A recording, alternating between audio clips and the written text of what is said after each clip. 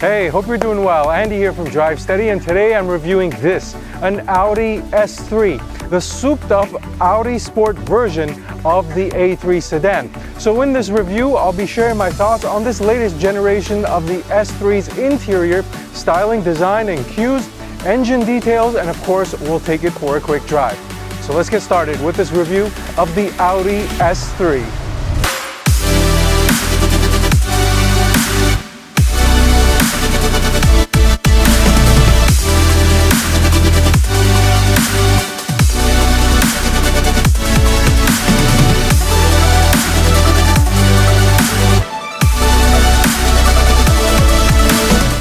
So let's start the review off by talking about the engine and the mechanical details in the S3, starting off with the motor. So this is a 2-liter turbocharged 4-cylinder making 306 horsepower and 295 pounds-feet of torque. It's mated to a 7-speed dual-clutch automatic transmission, and it's putting power down to all 4 wheels via Audi's famous Quattro all-wheel drive system. Now this is a significant increase in horsepower compared to the base level of the A3, to the tune of 105 horsepower and 74 pounds-feet of torque. And if you use launch control, this thing will rocket from 0 to 60 in 4.5 seconds, which is very impressive considering that this thing has just a touch over 300 horsepower and weighs over 3,500 pounds. Now, in addition to the extra power, the S3 also gets an upgraded suspension, 15 millimeters lower to give it a sportier ride, but Audi also offers an available S Sport suspension with adaptive dampers, allowing for better performance and adjustability. Now, because you have more power, you need better brakes, and the S3 comes with larger 14.1-inch brake rotors up front, and if you go with that Audi Sport suspension with the adaptive shocks, you'll get your calipers painted in red. Now this example has those brakes wrapped in 19 by 8-inch wheels as a part of the black optics package, which look very, very cool. And wrapping the wheels are 235 section tires. Now I'll give you a perspective of how all of this suspension mechanical componentry translates to the drive during the driving portion of the review later on. But for now, I'll take you around back so you can take a listen to what this S3 sounds like.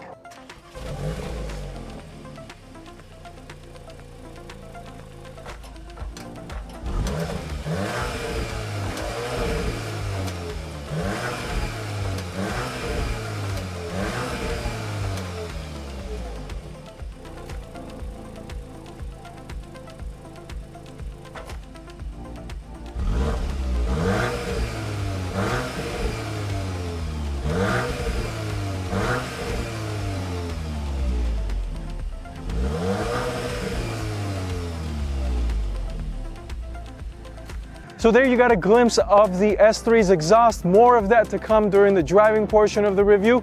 But for now, make sure you leave me a comment down below with your thoughts on what this thing sounds like. So very quickly, I wanted to touch on the exterior styling cues of this S3. And this S3 actually benefits from the base level of the A3, getting a much sharper and aggressive look for this generation. In the front, this model is equipped with the black optics package, which paints the single frame grille in black, and out the back, hinting the fact that this isn't a regular M3, are the quad tailpipes, which kudos to Audi because they're real quad tailpipes. But overall, with the black optics package and this red paint, I like the way the S3 looks. It's got subtle touches of aggression, but still has the ability to blend in for those not really looking for that in-your-face attention. All right, now let's switch to some daily usability practical topics, starting off with the trunk. So there are multiple ways of opening this trunk. There's a button on the interior, there's a button on the key, there's a comfort access button right here on top of the license plate, and you can also use the kicking motion underneath the bumper. And once you open this S3's trunk, which is essentially an A3 trunk, you're greeted with 8.3 cubic feet of space, which puts it right in line with the Mercedes A-Class and the BMW 2 Series. And this is a surprisingly roomy trunk considering the size of the A3, in that it's a compact sedan, and I could easily see you fitting maybe 2 larger pieces, or maybe 1 larger piece and 1 medium size traveling suitcase with you. Depending on how much you want to rack and stack, the height of the trunk isn't really that substantial, but overall the opening is very good. And if you needed more room, you have the ability to fold down the rear seats. It's a 40-20-40 folding configuration for those rear seats. Now for some real world use, I was able to take this thing and take care of some of my errands. I didn't really have any issues with accessibility, loading it, fitting several of my items in the trunk, so no real concerns for daily usability, even though this may not have the largest trunk on paper. So with that out of the way, now let's jump onto the interior and I'll give you my thoughts on what's going on in there. So the interior of the S3, starting off with the quality topic, and I'm 50-50 here, and to preface that, this is equipped with the $1,200 upgraded interior leather package, which gives you cross stitching on the seats and additional leather all over the interior. But there are some things that look great, like those cross stitch seats, and the carbon inlay on the dash looks fantastic. But there are other areas of this interior where you can really see the base level of the A3 coming in. There's some plasticky materials on the door panels and over here in the center console. But I will give Audi this. This is a very solid and well put together interior. This car has almost 10,000 miles on it, which by all means is not a lot, but there isn't a single rattle in this car. When you interact with it, the overall touch and the feel is fantastic. You can feel that this is nicely put together, very tight interior. Speaking of feel, one satisfying feel item or experience item in here is the sound that the air conditioning vents make when you move them around. It's a very satisfying click. Take a listen.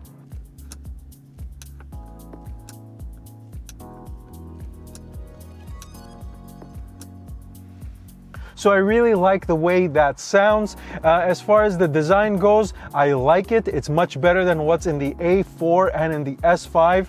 Why do I think that? Because the infotainment system is blended in with the rest of the dash and it gives it a nice, clean, simple, and modern look. It's actually angled towards the driver, which gives it an additional benefit for that design element. As far as the size and comfort goes, I'm 5'11" and I have headroom on top of me. The overall size doesn't feel cramped in here, even though this is a compact sedan. The seat itself is a 8-way heated seat, and it does have manual thigh support extensions. It does not have adjustable side bolsters, but this is a much more aggressive seat than what you would get in the A3, and it does a good job of laterally supporting your body when you're driving it around. As far as its comfort level goes, it is a very, very comfortable seat. Probably one of the more comfortable Audi seats I've sat in. Now, as far as the technology goes, you have 2 screens in here. The fantastic 12.3-inch Audi cockpit. This is a part of the the Premium Plus trim level like this car is equipped with. I am a big fan of the Audi virtual cockpit. I like the way it looks. There's a lot of information in there. You don't even have to come over to the infotainment screen.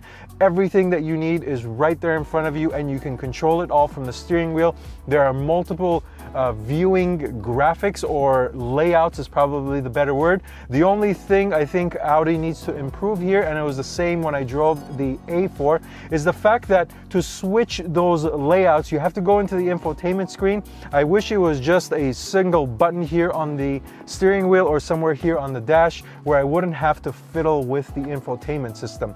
Now, as far as the infotainment system goes, the screen is 10.1 inches. It's running Audi's latest MIB3, I believe it's called, infotainment system.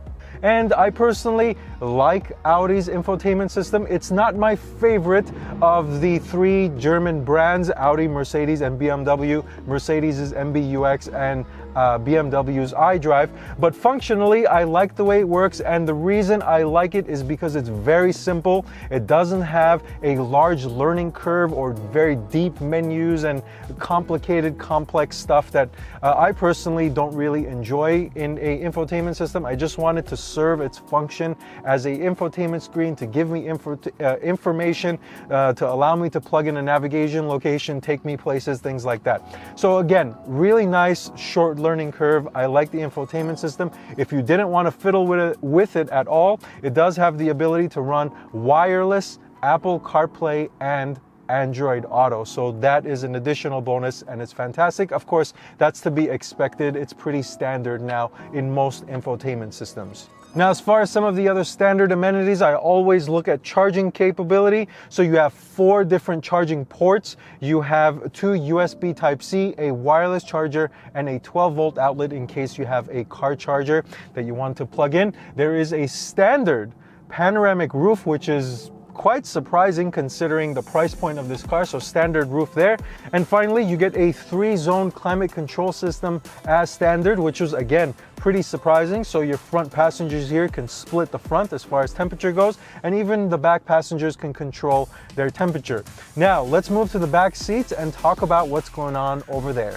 So the back seats of the S3, as far as these seats go, they're a carryover from the front. You do get the cross stitch, nice leather seat, and the cushioning is good, so a comfortable seat to sit in. As far as the overall size goes back here, I'm 5'11". Again, I'm sitting behind myself. The legroom is okay, probably not the best. Anybody maybe an inch or 2 taller than I am may have some issues with legroom. As far as headroom, I can feel that my hair is touching the ceiling or the roof here, and it's rather not the best feeling. So the overall size is not the best in the back seat of the S3. As far as width goes, 2 adults are going to fit in here just fine.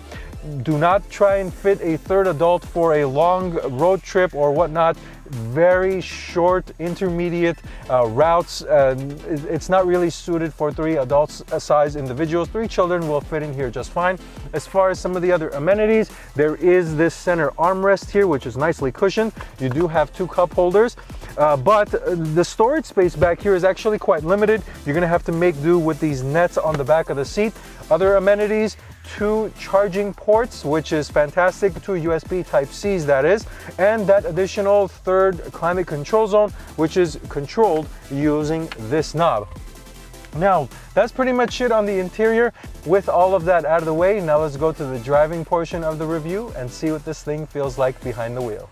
Alright, so now the driving portion of the review, and as always, where's my key? It's just a regular Audi key. It does have the S badge on the back of it, but it's mostly plastic. Otherwise, the visibility is great in here. There is a rear view camera. Of course, this is the government mandate now. And there's a 360-degree sensor around this car. So a good amount of safety coverage. This car is actually loaded up with a bunch of options. The base price for an S4 is roughly $45,000. This car, as this example of it, is $55,000. So it does have the technology pack, the black optics pack, the suspension, the S-Sport suspension with the adaptive dampers, which I'll tell you about here in a second, the 19-inch wheels. So it's a pretty loaded up car, premium plus level. So the next level up from this would basically be the Prestige. Now, let's go ahead and turn this thing on and go for a drive. And I like the placement of the start-stop button right here. In the A4 that I drove, it was kind of like a little bit of a reach further down into the center console area. So good job for Audi putting it closer to the driver here. And there's a bunch of traffic around the area that I drive now. But let's see if we can get a nice clean run in with this S3. So I'm gonna be in dynamic mode, and let's see what this thing has got. Let's put the shifters in manual mode, first gear. And this thing is properly quick, very, very quick. One of the nice things about it is It sounds pretty good for being a 4-popper, and it's basically the same engine that I drove in the A4, but the induction noise and it's pumped in is good for being fake engine noise, but the exhaust tone is not that bad either. I found that between 3,000 and 4,000 RPM, it gives you some back pops, and it's a pretty engaging sound in this S3. And unfortunately, I've got some traffic in front of me. Let me see if I could pass. There we go. And it's got plenty of passing power. This is a very quick car, handles very nicely, and red light. And I think that's a good transition. I'll come back to the speed here in a second, but that was a good transition into the transmission, and you can hear this thing downshifting. The dual clutch is fantastic, whether it's doing the upshifts and the downshifts or whether I'm doing it manually via the paddles, it works very, very nicely. The one thing about it, and it's similar to what I saw in the A4, in that when you're driving aggressively and you've got it in manual shifting mode, it will automatically shift it for you. It will not bang up against the rev limiter. So if you're somebody who's looking for that type of experience, you might miss it in the S3. Now, the rest of it, let's talk about the brake very quickly.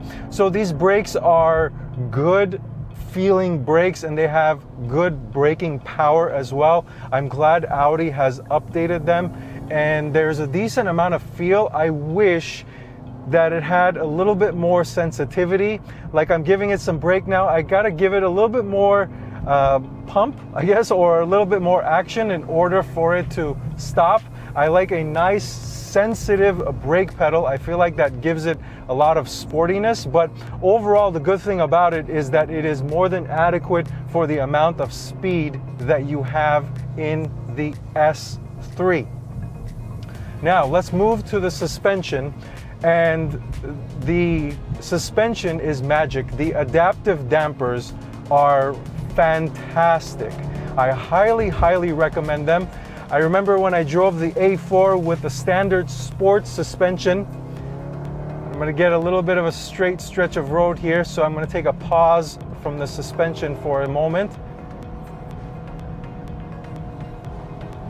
And then let me give you a little bit more perspective of the speed. Yes, very, very quick car. And the brakes are good too. I'm going downhill, more than enough braking power. Really, really nice. I'm gonna put it in second, mash. Really good.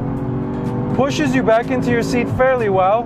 Not gonna blow your head off with the fastest speed, but it delivers a good sensation, and you get a nice shove right around 3,500, 4,000 once everything is spooled up and the engine is giving you all of its burst. Now, going back to that suspension item, the suspension is magic, as I was saying, and the A4 that I drove with the sports suspension, this rides better than that car, and that's saying a lot because the S-level cars, the sport level cars, generally don't ride as good as the base level car, but this one does. In comfort mode, this is much more comfortable than the A4 with a fixed sport suspension. So even in the sport mode, this is sportier than the A4 as well. I think that's pretty expected given that this is an S level car.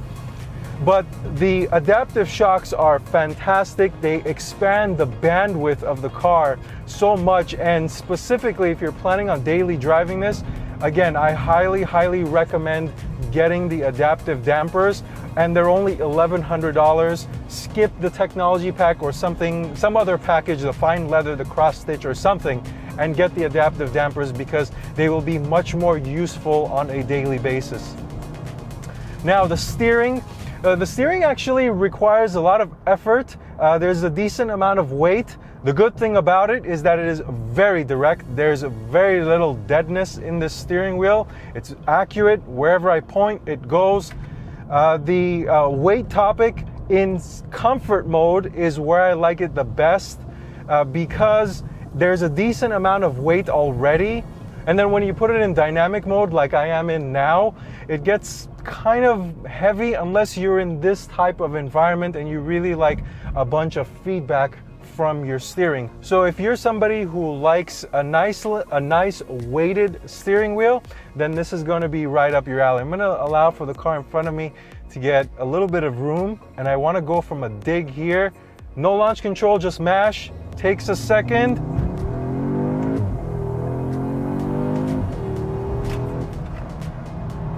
And this is a plenty sporty enough car. I could only imagine what the RS3 is like if the S2 is like this. This is a plenty sporty enough car, and I think for the price range, it's pretty good.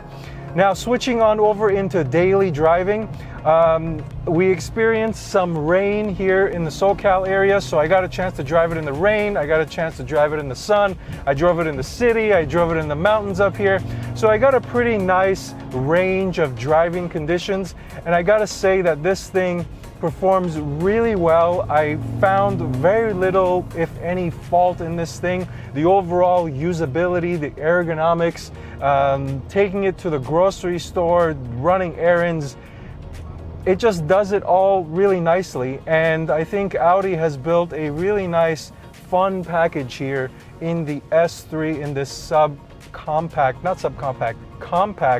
sedan segment. So for that $55,000, get the adaptive shocks, save a little bit of money somewhere else, and this is a hell of a cool little car that delivers a lot of sportiness and a lot of usability on a daily basis. So that's pretty much it. If you've got any other questions, make sure you leave me a comment down below or send me a message on Instagram at DriveSteady. Quick thank you to Audi for giving me a go in this S3. But otherwise, thank you for watching this video. Until next time, drive steady.